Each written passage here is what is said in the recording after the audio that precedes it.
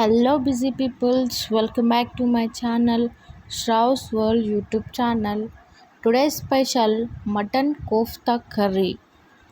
మీరు ఎప్పుడైనా కోఫ్తా కర్రీ తిన్నారా? తింటే కామెంట్ చేయండి. మాకైతే ఈ రెసిపీ చాలా చాలా స్పెషల్. ఎందుకు ఇంత స్పెషల్ అంటే అందరి ఫ్యామిలీస్కి ఏదో ఒకటి మెమొరీస్ ఉన్నట్టు మా ఫ్యామిలీలో కూడా ఇదొకటి మెమొరబుల్ రెసిపీ అని చెప్పొచ్చు. మా ఫ్యామిలీకి ఈ కోస్తా కర్రీని ఇంట్రడ్యూస్ చేసింది మా తాతయ్య గారు. సో అందుకే మాకు అంత స్పెషల్. మరి ఇంకెందుకు లేటు, రెసిపీ స్టార్ట్ చేసేద్దాం. ప్యాన్ హీట్ అయ్యాక కొంచెం ఆయిల్ యాడ్ చేసుకుందాం. ఆయిల్ మొత్తం హీట్ అయ్యాక కొంచెం గరం మసాలా యాడ్ చేసుకొని ఫ్రై చేసుకోవాలి.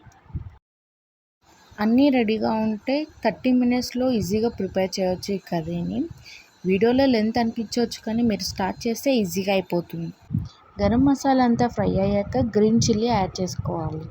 గ్రీన్ చిల్లీ కూడా ఫ్రై అయ్యాక ఆనియన్స్, బిగ్ సైజ్వి ఒక 3 ఆనియన్స్ని ఇట్లా స్లైసెస్లో కట్ చేసుకొని వేసుకోవాలి. లైట్గా పించ్ ఆఫ్ సాల్ట్ యాడ్ చేసి ఫ్రై చేసుకోవాలి. ఆనియన్స్ ఫ్రై అయ్యాక కొంచెం కొత్తిమీర, పుదీనా వాష్ చేసి యాడ్ చేసుకోవాలి.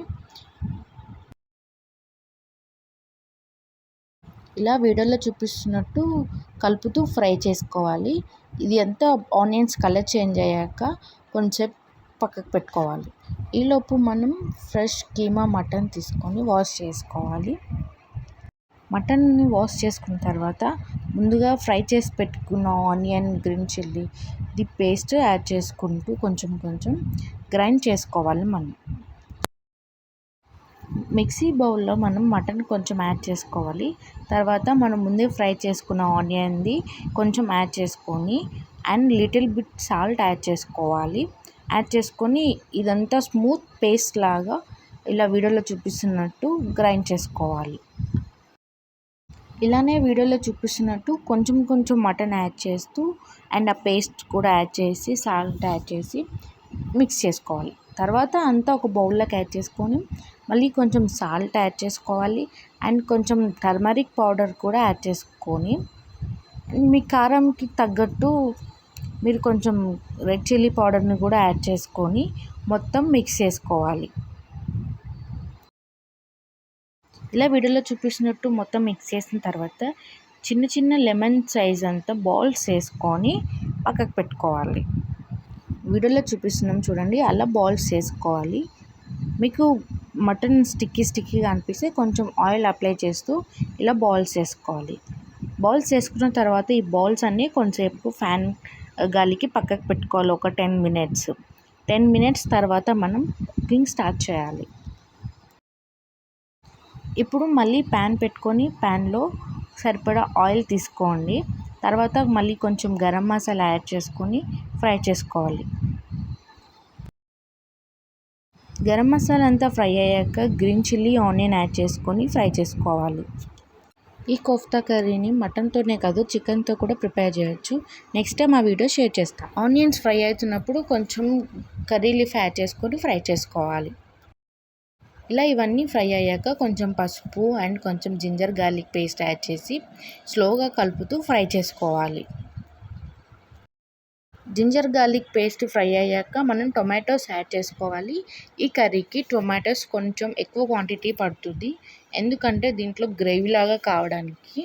సో మేము కొంచెం టొమాటోస్ ఎక్కువ వేసుకున్నాం. మీరు మీ క్వాంటిటీ తగ్గట్టు యాడ్ చేసుకోండి. ఇలా టొమాటోస్ అన్నీ ఫ్రై అయ్యాక కొంచెం సాల్ట్ యాడ్ చేసుకోండి. ఇక్కడనే మెయిన్ థింగ్, సాల్ట్ చూసి యాడ్ చేసుకోండి. మనం ఆల్రెడీ సాల్ట్ యాడ్ చేసాం కాబట్టి. సాల్ట్ మొత్తం మిక్స్ చేశాక రెడ్ చిల్లీ పౌడర్ కూడా యాడ్ చేసుకోండి మీ స్పైస్ తగ్గట్టు.